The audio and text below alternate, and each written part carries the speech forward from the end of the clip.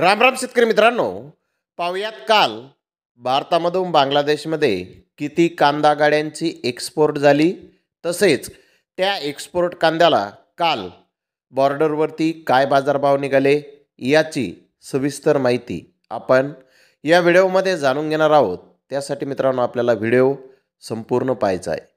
तर मित्रांनो, सध्या आपल्या भारतामधून जी कांद्याची निर्यात होत आहे, या निर्यातीवर 20% शुल्क हे लादण्यात आलेलं आहे।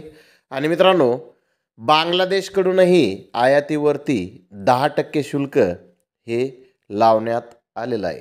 आणि मित्रांनो, याचमुळे भारतामधून बांगलादेशमध्ये जी कांद्याची निर्यात होत आहे ती आता बंद झाल्यामध्ये जमा आहे।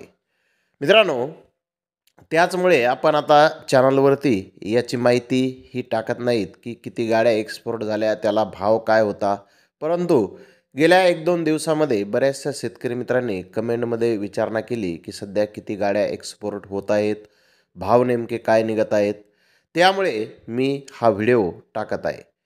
मित्रांनो, काल गोजडांगा बॉर्डर येथून फक्त 4 गाड्यांची एक्सपोर्ट ही झालेली आहे, तर मेंदीपूर बॉर्डर येथून एका गाडीची एक्सपोर्ट झालेली आहे।